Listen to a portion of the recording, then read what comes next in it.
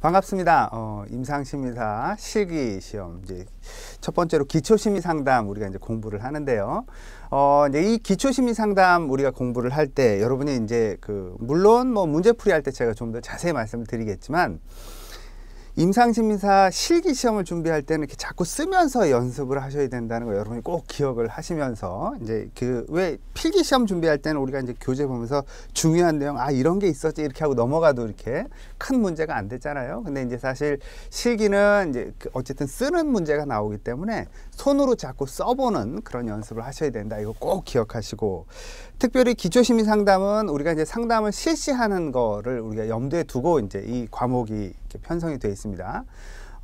물론 여러분들 중에는 뭐 이제 상담 전공을 하셔서 실제로 이렇게 상담 활동을 하고 계신 분들도 이제 시험 이렇게 응시하는 분들 계시더라고요. 근데 이제 전혀 그렇지 않고 이렇게 상담 쪽을 이제 전혀 접해보지 못한 분들 중에도 이렇게 임상심리사 시험을 치르시는 분들이 있기 때문에 제가 강의를 할 때는 임상심리를 이제 상담을 전혀 모른다라고 하는 거를 기본 베이스로 해서 강의를 한다. 그래서 좀 이렇게 상담 쪽 공부를 하신 분들은 아니 저런 기초적인 걸 왜? 이렇게 말씀하시는 분들이 있을 수 있어도 이 과목을 공부하는 분 중에는 뭐 전혀 이렇게 상담을 모르는 분도 있구나 이렇게 염두에 두셔서 그래서 좀 가능한 한 쉽게 진행이 된다 이렇게 생각을 하시면 되겠습니다.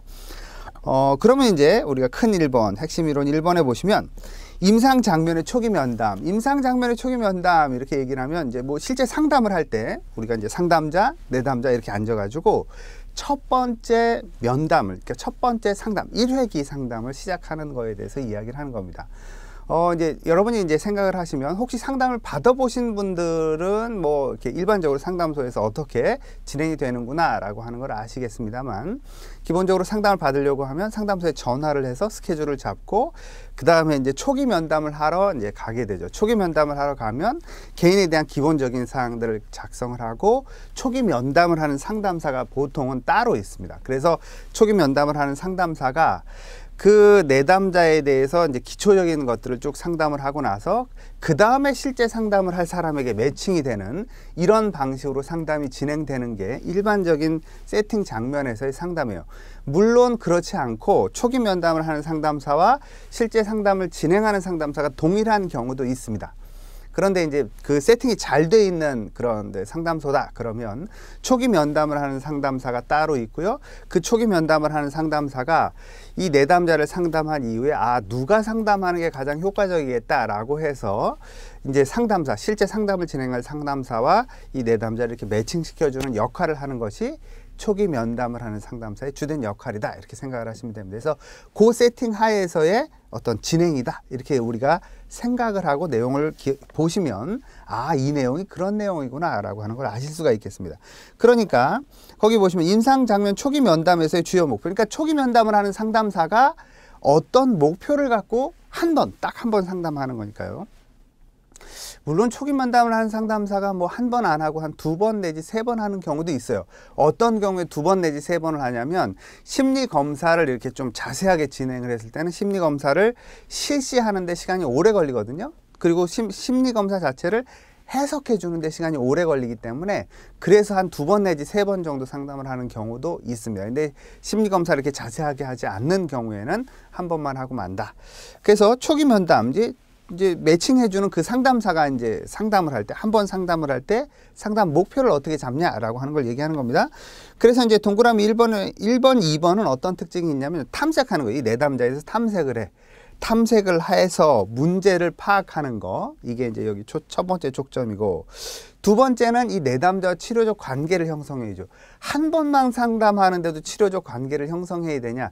치료적 관계를 형성해야 됩니다. 그러니까 우리가 상담사로서 예를 들어서 초기 면접을 하는 상담사다. 그렇다고 해서 이 내담자에 대해서 취조를 하는 건 아니잖아요. 수사관은 아니기 때문에 이 내담자와의 관계가 우리가 라포 관계가, 그러니까 치료적 관계가 적절하게 잘 형성이 돼야 이 사람이 자기가 호소하는 문제라든지 자기의 어떤 기본적인 정보라든지 이런 것들을 충분히 잘 줄 수 있기 때문에 치료적 관계를 형성하는 것 중요하게 생각을 합니다. 그리고 나서 상담 자체를 구조화해서 알려주게 되는 이런 특징이 있다라는 거예요. 그래서 동그라미 1번에 보시면 1, 2번은 탐색이고 동그라미 3번은 치료적 관계를 형성하고 동그라미 4번은 구조화하는 거다. 이렇게 이제 그러니까 세 개로 이제 큰 틀에서는 나눠지게 돼 있는 겁니다. 동그라미 1번에서는 이 내담자가 호소하는 심리적인 문제를 중점적으로 이렇게 증상을 탐색하는 거. 그래서 탐색이 주가 되는 거죠.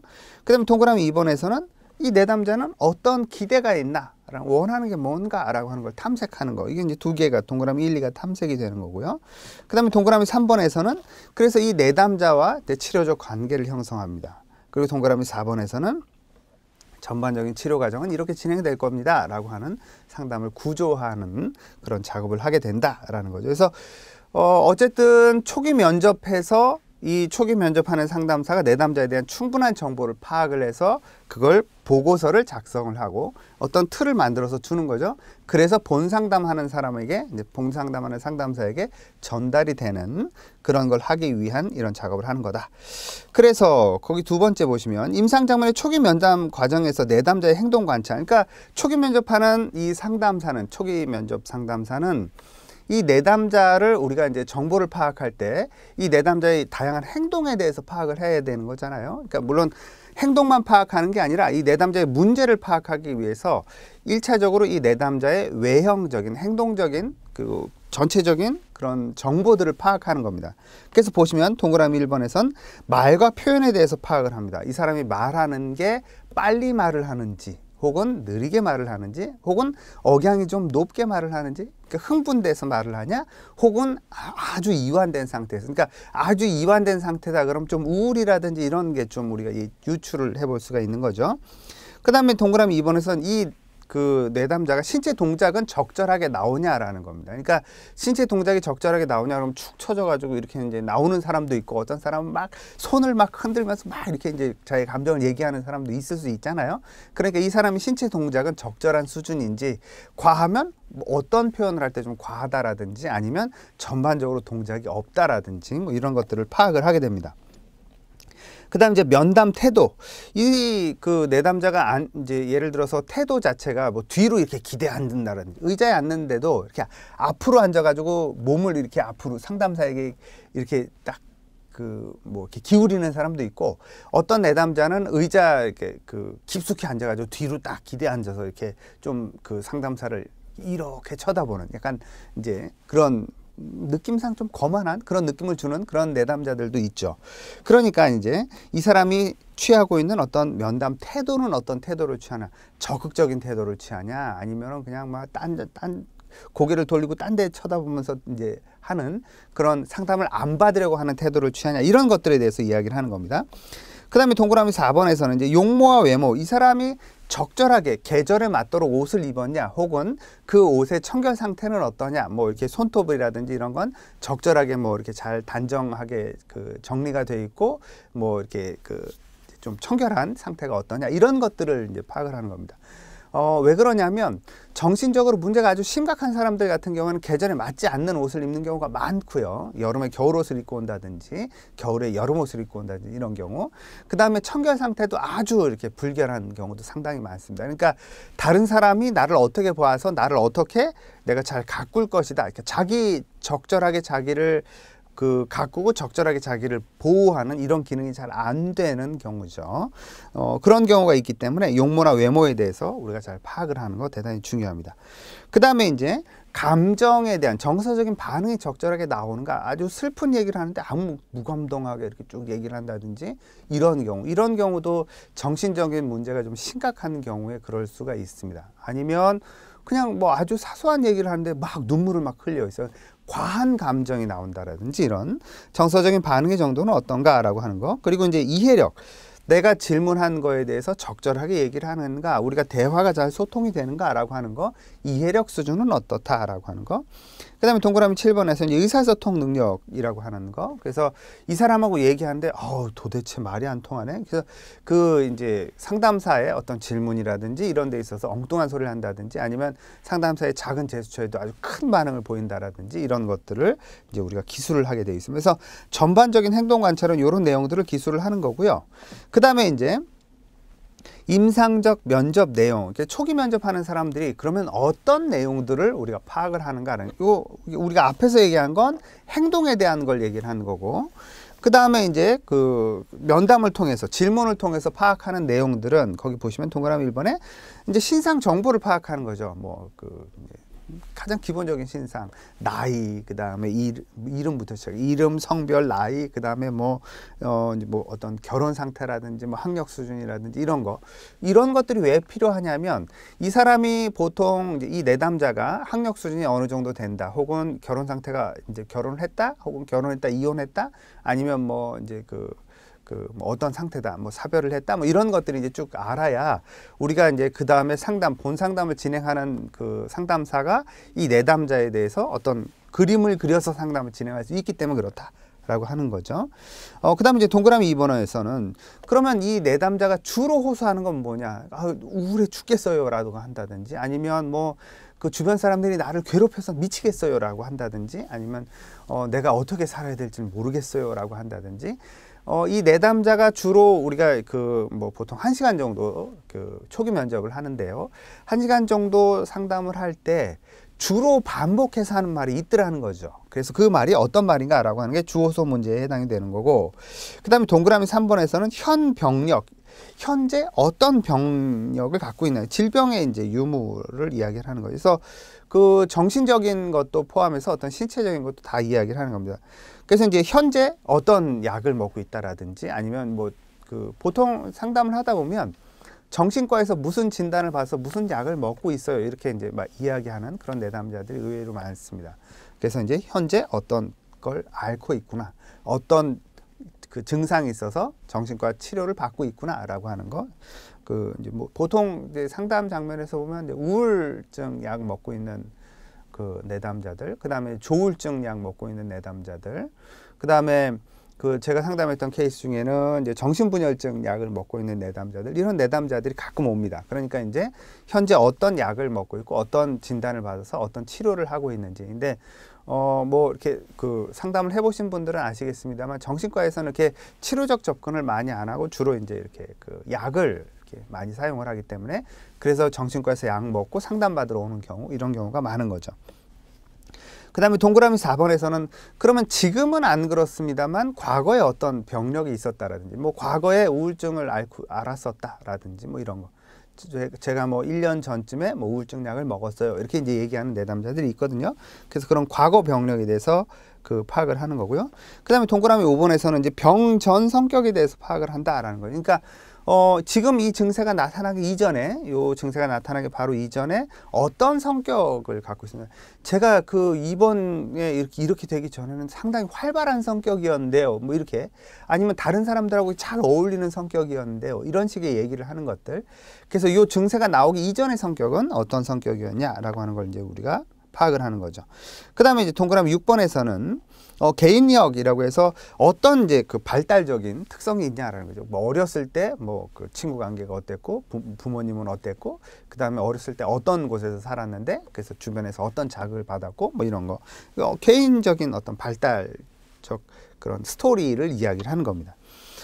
그 다음에 이제 동그라미 7번에서는 가족력. 혹시 이제 우울증 내담자들 같은 경우에는 혹시 가족 중에 우울증을 경험하신 분들이 있나요? 이런 질문을 가장 흔하게 합니다. 이제 그게 뭐 우울증이라는 거, 여러분이 이제 이상심리 이제 공부를 하실 때 많이 배우셨을 텐데, 우울증은 가족력이 좀 있는 편이거든요. 유전적 경향성이 있다, 유전이다, 이렇게 얘기하지 않고 유전적 경향성이 있다, 이런 표현을 사용하죠. 유전적 경향성이 있는 어떤 상태이기 때문에 가족력에 대해서도 파악을 합니다. 그래서 가족 중에 뭐 이렇게 우울증 환자가 있었다라든지, 아니면 뭐 조울증 환자가 있었다라든지, 이런 것들에 대해서 우리가 충분히 파악을 해야 된다. 그 다음에 동그라미 8번에서는 정신상태 검사를 하는 거. 그래서 가장 기본적으로는 이렇게 관찰을 하는 거, 우리가 이제 좀 전에 얘기했던 어떤 행동 관찰을 하는 것도 이제 여기에 포함이 될 수 있는데요. 실제로 우리가 이제 심리 검사라고 하는 이런 검사들, 이런 것들을 통해서 이제 내담자의 어떤 정확한 정신 상태, 이걸 진단하는 이런 것들이 이제 동그라미 8번에 들어갑니다. 그 다음에 동그라미 9번에서 권고사항이라고 하는 건 뭐냐면, 제가 이제 시작할 때도 말씀드렸습니다만, 초기 면접이라고 하는 것은 일반적인 상담에서는 이 내담자에 대해서 우리가 파악을 해서 이제 정식 상담을 하는 상담사에게 연결해주는 그런 역할을 하는 게 이제 초기 면접을 하는 상담사의 역할이다라고 말씀드렸잖아요. 그렇기 때문에 이 내담자를 치료할 때, 그러니까 이 내담자에 대한 그 접근을 할 때 어떤 방식의 접근을 하는 게 좋겠다. 이 내담자는 너무 예민하니까 어떤 감정적인 문제는 좀 이렇게 그 잘 조심해서 접근하는 게 좋겠다. 아니면 이 내담자는 사고의 문제가 좀 심각한 사람이니까 뭐 이렇게 이제 그 인지행동적 접근을 할 때는 특별히 어느 부분을 좀 주의하면 좋겠다라고 이런 권고 사항들을 기록을 해서 이제 실제 상담하는 상담사에게 전달이 될 수 있도록 하는 이런 것들이 이제 권고 사항에 들어가는 겁니다. 그래서 이 내담자를 내가 초기 면접을 해보니까 이런 것들을 좀 주의하면 좋다. 라고 하는, 그래서 이렇게 접근하는 게 좋겠다라고 하는 그런 내용들이 들어간다라는 거죠. 그래서 그 임상적 면접에 있어서는 이렇게 한 9가지 정도의 내용이 들어가서 면접 보고서를 작성하게 돼 있죠. 그래서 이 면접 보고서를 이제 실제 상담하는 상담사에게 전달이 된다. 그 다음에 보시면 현 병력을 기술하는 데 있어서 뭐가 들어가야 되냐. 이제 우리가 위에서 임상적 면접 내용 중에 동그라미 3번 보시면 현 병력을 기술하는 게 있잖아요. 그러면 이 현 병력에 있어서는 어떤 것들이 들어가야 되냐라는 겁니다. 그래서 이제 동그라미 1번에서 보시면 현 병력을 쓸 때는 언제 문제가 발생했냐는 거죠. 그러니까 무슨 일이 있고 나서 아니면 몇 살 때 아니면 뭐가 계기가 돼서 이제 언제 생각이 문제가 발생한 상황은 어떤 상황에서 생겼냐는 거죠. 그러니까 이제 뭐 이렇게 그 친구랑 한번 치고받고 나서 이제 그렇게 됐다라든지 아니면 뭐 시험에 한번 떨어지고 나서 이렇게 됐다라든지 어떤 상황에서 그랬냐라는 거. 그 다음에 동그라미 3번에서는 문제가 발현될 때는 어떤 양상으로 발현이 되냐. 이제 우울해질 때는 이 친구는 뭐 방에 콕 쳐박혀서 문장으로 아무도 안 나와. 먹지도 않고 뭐 이래. 이러는 이제 우울증 양상도 있는 거고요. 어떤 사람들 같은 경우는 잠만 자. 막 계속. 방에 콕 처박히진 않는데 계속 자려고 들어. 뭐 이런 사람들도 있을 수 있잖아요. 그러니까 문제가 나타나지는 양상은 어떻게 나타나지냐는 거예요. 그 다음에 동그라미 4번에서는 그러면 그 문제를 그냥 그 문제를 생으로 앓고 왔어요. 이런 사람들은 거의 없습니다. 나름대로 그걸 극복하기 위해서 어떻게 하고 왔다 이런 게 있거든요. 그러니까 뭐 기분을 좀 업시키기 위해서 우울증 내담자인데 기분을 좀 업시키기 위해서 친구들도 많이 만나고 막 어떤 활동들 해서 그래도 안 돼요. 이렇게 이제 얘기하는 자기 나름대로 대처하기 위한 노력을 했다는 거죠. 그래서 어떤 대처 노력들을 했냐라는 겁니다. 그 다음에 동그라미 5번에서는 그 증세로 인해서 어떤 변화가 나타났냐라는 거예요. 뭐 살이 많이 쪘다라든지 아니면 뭐 친구들이 다 떨어져 나갔다라든지 그런 다양한 변화들을 파악하는 거. 이런 것들이 이제 이렇게 한 5가지 정도가 현 병력을 기술할 때 들어가야 되는 내용이다라고 하는 거고요. 그 다음에 보시면 정신상태 검사. 정신상태 검사는 보시면 이제 동그라미 8번 그 위에 임상적 면접 내용에 동그라미 8번 정신상태 검사가 있죠. 거기서의 정신상태 검사를 기술할 때 들어가야 되는 내용들이 뭐냐라고 하는 겁니다. 그래서 이 정신상태 검사의 주요 항목과 내용에는 우리가 이제 앞에서 봤던 행동 관찰의 부분들이 많이 여기에 이제 들어가게 되어 있습니다. 그래서 행동 관찰을 자세하게 한 것이 정신상태 검사의 주요 내용에 이제 포함이 된다라고 여러분이 생각을 하시면 돼요. 그래서 동그라미 1번에서 보시면 일반적인 외모와 면담 행동. 그러니까 옷을 어떻게 입었냐. 우리가 이제 행동 관찰에서 이야기했던 거죠. 그다음에 면담할 때 어떤 태도, 어떤 행동을 취했냐라고 하는 거. 그래서 표정은 어땠냐, 뭐 이런 것들. 그다음에 동그라미 2번 면담자에 대한 태도. 협조적이었냐, 아니면 거부적이었냐, 아니면 뭐 그 아무 그 관심이 없는 무관심한 태도였냐, 뭐 이런 것들에 대해서 기술하게 돼 있고. 그다음에 동그라미 3번은 정신운동 활동이 어떠냐. 그러니까 이 사람이 좀 이렇게 그 과하게 막 그 작은 질문에도 막 과하게 반응하는 경우, 이런 경우도 있을 수 있는 거고요. 그 다음에 이제 그 어떤 경우에는 좀 이렇게 너무 이렇게 안절부절 못하는 이런 초조한 느낌을 주는 이런 상태였냐, 뭐 이런 것들. 아니면 그 이제 되게 그 질문을 해도 한참 있다 대답을 한다든지 이런 그 정신운동 활동은 어땠냐라는 거. 그 다음에 동그라미 4번에서는 감정과 정서는 좀 어떻게 적절했냐, 아니면 과했냐, 아니면 적었냐, 뭐 이런 것들. 그 다음에 동그라미 5번에서 언어와 사고는 이게 이제 그 언어와 사고가 좀 과하게 표현이 됐냐, 아니면 좀 누군가를 의심하는 표현들이 많이 나왔다라든지, 아니면 뭐 너무 이렇게 그 이완이 돼서 잘 사고가 안 되는, 기억이 안 나는데요, 아무것도 모르겠어요, 뭐 이제 이런 반응들을 보인다라든지 이런 것들에 대해서 우리가 이제 파악을 하게 된다라는 거죠. 또는 우리가 이제 우울증 내담자들이 좀 많다 보니까 자살 사고에 대해서도 자세히 파악을 합니다. 그 다음에 동그라미 6번에서 감각과 기억, 뭐 어떤 주의력이라든지 어떤 집중력이라든지 뭐 이런 것들이 적절한가? 그 다음에 동그라미 7번에서 기억, 뭐 이런 것들. 그 다음에 동그라미 8번에서는 그 밖에 이제 어떤 다양한 것들에 대해서 파악을 하게 된다라는 거. 그래서 이렇게 정신상태 검사에 대한 내용들이 구성이 된다라는 겁니다. 그 아래 이제 기출보건 문제, 기출보건 문제다라고 하는 것은 기출 문제가 아니라 기출보건 문제죠. 그러니까 그 이야기는 뭐 이렇게 시험을 한번 쳐보신 분들은 아시겠습니다만, 임상심사 실기시험 같은 경우에는 시험 문제와 답지를 다 가져가죠. 왜 그러냐면 문제에다 답을 쓰게 돼 있으니까요. 그러니까 그 문제를 어디 메모를 해서 나올 수가 없게 돼 있어요. 그렇기 때문에 외워가지고 나와서 이제 이런 문제가 나왔다라고 이제 하는 걸 저희들이 알게 되기 때문에 기출 문제를 복원한 거죠. 정확히 기출 문제다라고 얘기할 수가 없다는 겁니다. 그래서 기출 복원 문제 보시면 초기 면담 과정에 포함되어야 할 내담자의 행동 관찰 요소 7가지. 우리가 아까 얘기했던 행동 관찰 요소, 뭐 말의 표현이라든지 신체 동작, 그다음에 뭐 면담 태도, 용모, 외모, 뭐 이런 거, 이런 것들 7가지를 쭉 쓰는 거다. 그런데 이제 만약에 여기 7가지를 써라 그랬는데 여러분이 8가지를 쓰거나 9가지를 쓰면 7가지까지만, 7번까지만 채점을 합니다. 8번, 9번 아무리 맞는 걸 써도, 위에서 틀리는 걸 쓰고 아래에서 맞는 걸 써도 8번, 9번은 채점을 안 한다. 그러니까 7가지를 써라 그러면 7가지만 쓰는 게 낫다라는 겁니다.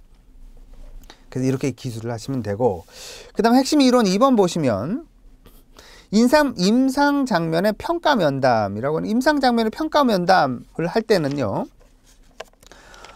이제 임상 장면의 평가 면담은 이제 우리가 그 앞에서 얘기했던 정신상태 검사와 좀 유사한 측면들이 있습니다. 그래서 이제 이 내담자에 대해서 우리가 이제 진단을 하기 위해서, 이 내담자가 무슨 장애라고 하는 걸 진단하기 위해서 우리가 이제 검사를 해야 되는데, 사정 혹은 진단 이런 표현을 쓰죠. 사정 혹은 진단을 하기 위해서 검사를 하게 되는데, 이제 그러기 위해서 이 내담자에 대해서 충분히 이제 우리가 파악을 해야 되죠. 그러면 진단을 하기 위해서 심리 검사만 실시하면 되는, 심리 검사만 하지 않고요, 면담을 합니다. 이렇게 대화를 쭉 해서 이 사람에 대해서 정보를 우리가 얻고 나서 검사를 실시하는 게 가장 일반적이다라고 여러분 생각을 하시면 돼요. 이제 그 아래 보시면 평가 면담의 형식은요, 동그라미 1번에 비구조적인 면담. 비구조화되어 있다라고 하는 것은 틀이 없다는, 구조화되어 있다라고 하는 건 틀이 딱 짜져 있다라는 거고요. 비구조화되어 있다 그러면 틀이 없다라는 거죠. 그래서 비구조화된 면담, 동그라미 기억에서 보시면 형식 및 절차를 미리 정해두지 않은 채 면담을 하는 거예요. 틀이 없는 거니까요. 틀 없이 하는 거예요. 틀 없이 했을 때 가장 큰 장점은 뭐냐면 유연성이 높죠. 어떤 틀이 없으니까 이렇게도 할 수 있고, 혹은 뭐 굳이 내가 생각을 안 했었는데 내담자의 얘기를 듣다 보니까 더 질문하게 되는 것도 있고, 이제 이런 유연성이 있습니다. 그 다음에 동그라미 니은에서 이야기하는 거 가운데쯤에 특정한 내용에 초점을 맞춰서 좀 더 깊이 있게 우리가 파악을 할 수 있다라는 거. 동그라미 디귿은 이런 비구조적 면담, 비구조화된 면담에 있어서의 맹점을 이야기하는 거죠. 동그라미 디귿에서는 다량의 정보 수집이 어렵습니다. 구조화돼 있어야 틀에 맞춰서 딱 이 질문하고 이 질문하고 이 질문하고 딱 쭉 답을 써 나가면 거기에 이제 우리가 계획했던 질문에 대한 답을 다 쓰기 때문에 정보를 많이 파악할 수 있겠죠. 그런데 이제 그 질문 이어서 질문하고 하면 여러 다른 질문들을 할 수 없죠. 그렇기 때문에 다량의 정보를 수집하는 게 어렵고요. 객관적으로 수량화하는데, 수치화하는데 한계가 많습니다. 그건 당연히 그렇겠죠. 그 다음에 이제 이 면접 자체가 임상가의 판단과 능력에 의해서 면접이 잘된 면접이 될 수도 있고, 그냥 잡담만 하다 끝난 거가 될 수도 있고, 그리고 이제 평가 자료로서의 신뢰도가 좀 낮은, 왜 그러냐면 객관적으로 이렇게 수치화될 수 없기 때문에 신뢰도가 낮을 수밖에 없죠. 신뢰도가 낮은 그런 특징이 있다. 동그라미 2번에서는 그럼 구조적인 면담, 비구조적인 면담 말고 구조적인 면담, 딱 질문지가 작성되어 있는 거죠. 그래서 나이가 몇 살인가요? 뭐 직업은 뭔가요? 뭐 한 달 수입은 얼마인가요? 뭐 이렇게 쭉 쓰는 걸 얘기하는 거죠. 구조화된 면담은 동그라미 기억에서 두 번째 줄 끝 부분에 표준화된 방식으로 자료 수집이 이루어질 수 있는 그런 긍정이 있고요. 동그라미 니은에서 얘기하는 건 신뢰도가 높죠, 당연히. 비구조화가 신뢰도가 낮으면 구조화는 신뢰도가 높겠죠. 그 다음에 이제 규준값을 제공할 수 있습니다. 어떤 기준이 되는, 그래서 당신 나이대의 사람들은 대체로 이렇습니다 라고 하는 기준값이 제시될 수가 있어요. 그리고 이제 이제 구조화된 면담을 실시하는 그 면접자는, 상담사는 이제 좀 짧은 훈련을 받고도 충분히 그 기능을 감당할 수 있는 그런 긍정이 있죠. 근데 동그라미 디귿에서 또 여기서도 맹점을 얘기하는 겁니다. 준비된 질문을 벗어나는 정보는 얻을 수가 없습니다. 구조화된 면담만 실시를 한다고 하면.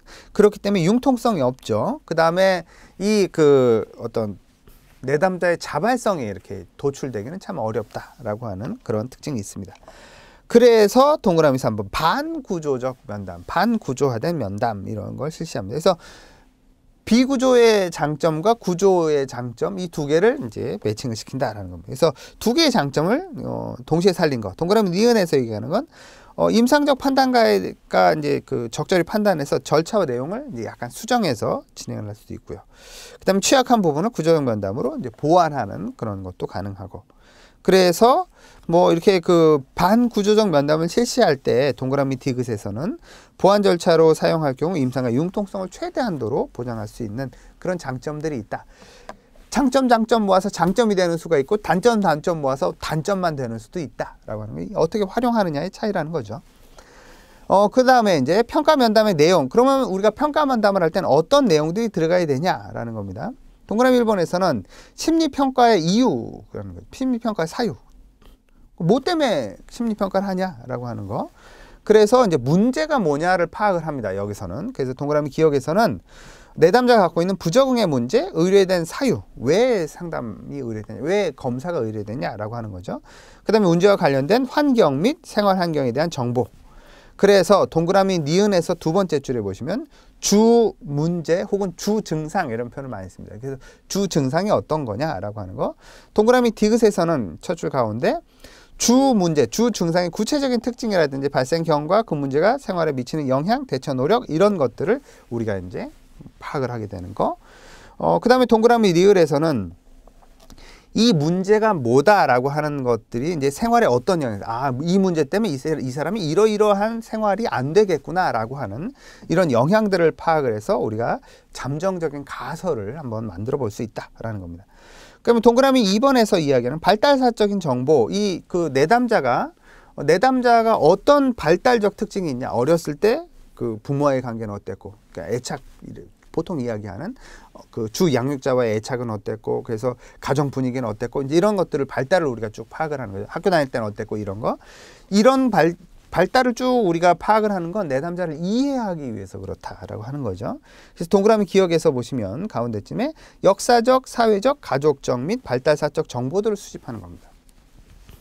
그래서 이 내담자에 대해서 발달사적 정보를 잘 주면 어렸을 때 그 주 양육자와의 관계가 이랬고 그 초등학교 이전에 부모 관계가 이랬고 초등학교 때 친구들 관계가 이랬고 이래서 지금 이런 문제가 나오는구나 라고 이해를 할 수 있는 그런 이제 근거들이 발생하게 된다라는 거죠. 그 다음에 동그라미 3번에서는 정신상태 평가가 이제 뭐 평가 면담에 있어서 가장 핵심적인 내용이 되겠죠. 그래서 정신상태 평가를 통해서 어떤 진단을 내리기 위한 그런 평가를 하는 겁니다. 그래서 그 정신상태 평가는 우리가 앞에서 얘기했던 내용들이 다 여기 들어가 있어요. 동그라미 기억에서 뭐 내담자의 말이나 표정, 동작, 태도 이런 것들을 평가해야 된다. 뭐 이런 것들, 진술을 우리가 충분히 이제 파악을 해야 된다. 뭐 이런 거. 그다음에 동그라미 디귿 아래 이제 그 네모 박스 있으시잖아요. 그 네모 박스에 있는 내용이 좀 중요한 내용입니다. 이제 정신상태 평가에서는 요거가 꼭 들어가야 된다라고 하는 거예요. 그래서 세 가지. 현재 정신병리적 문제를 이제 우리가 평가를 해야 돼요. 현재 이 사람이 어떤 정신병리적 문제를 갖고 있나라고 하는 거. 그 다음에 성격 구조를 파악을 합니다. 그래서 이 내담자의 어떤 그 성격 구조가 뭐 어렸을 때 어떤 게 영향을 줘서 이런 성격 구조를 형성하고 있다라고 하는 거. 그 다음에 이제 세 번째 점에 보시면 치료에 필요한 능력, 그 다음에 참여 의지. 이 사람이 예를 들어서 우리가 이제 이 내담자를 치료하기 위해서, 내담자를 돕기 위해서 뭐 어떤 인지행동적 치료를 한다. 근데 그 사고 훈련이 안 돼 있어. 그러면 우리가 접근하기 어려울 거 아닙니까? 이제 그런 것들. 그래서 치료에 필요한 이 사람이 자기 정서를 잘 조절할 수 있냐, 혹은 자기 인지를 이제 잘 이렇게 합리적인 사고를 할 수 있는 능력이 되냐, 이런 것들에 대해서 우리가 파악을 해야 되고요. 참여 의지. 이 사람이 자기를 바꾸려는, 치료하려는 의지가 어느 정도 되는가라고 하는 걸 우리가 적절히 파악을 해야 된다라는 겁니다. 그 다음에 보시면 평가 면담에서 일반적인 질문보다 구체적인 질문이 좀 적절한 경우는 어떤 경우에 이제 구체적인 질문, 일반적인 질문들 말고 구체적인 질문이, 보통 상담에서는 이제 구체적인 질문을 좀 많이 하는 편입니다. 일반적인 질문, 어떻게 지내셨어? 이런 얘기 안 하고 그 일을 당했을 때 당신 기분은 어땠나요? 라고 아주 구체적으로 질문하는 경우가 좀 많죠. 그래서 동그라미 1번에서 보시면 이제 보통 이제 그 일반적인 질문에 어떻게 대답해야 될지 잘 모를 때 구체적인 질문하는 건 당연하겠지. 동그라미 2번에서는 자꾸 핵심에서 벗어나는 얘기를 해. 그러면 구체적인 질문을 해서 이제 그 우리가 어떤 초점을 맞추는 그런 작업을 해야 된다. 동그라미 3번에서는 보다 세부적인 부분에 대해서 이제 우리가 파악을 해야 되는 경우 이렇게 초점을 맞추는 그런 질문들을 한다. 그 다음에 그 아래 보시면 평가 면담 과정에서 내담자의 사고가 망상인가 망상이다라는, 공상과 망상은 큰 차이가 있죠. 공상이라고 하는 것은 내가 머릿속으로 만들어낸 생각인데 내가 만들었다는 걸 알면 공상이에요. 근데 망상은 뭐냐면 내가 머릿속에서 만들어낸 생각인데 이게 사실이라고, 객관적인 사실이라고 믿어. 이러면 망상이 된다라고 하는 겁니다. 그러니까 자기 머릿속에서 그냥 만들어낸 거야. 내 친구가 나를 모함해서 욕하고 다니고 있어. 그냥 내 머릿속에 만든 거지. 근데 이 머릿속에서 만든 게 진짜 그래서 이런 나쁜 친구를 내가 뒀다니 그 친구랑 절대 뭐 연락도 하지 말아야지. 그래서 핸드폰 번호도 지우고 막 수신 거절하고 막 이런. 그러면 그 사실을 내가 믿는 거잖아요. 내 머릿속에서 만들었는데 객관적인 어떤 뭐에 근거한 게 아니라 내 머릿속에서 만들었는데 그걸 믿어버리는 거죠. 이걸 망상 이렇게 얘기하는 겁니다. 그러니까 동그라미 1번에서 보시면 사실이 아닌 내용을 굳게 믿고 있어. 이런 게 망상이죠. 동그라미 2번, 망상의 결과는 설득이 안 됩니다. 아무리, 그러니까 예를 들어서 어떤 망상 환자가 와서 당신 배우자가 그런 사람이 아니에요 라고 아무리 상담사가 얘기를 해도 저게 짰구나 이렇게 생각을 하지 상담사의 설득을 받아들이지 않더라라는 겁니다. 그래서 설득이 안 되고요. 사고가 그래서 바뀌지가 않습니다. 동그라미 3번, 그건 지극히 개인적인 믿음에 불과해요. 사실에 근거한 게 아니기 때문에 그렇습니다.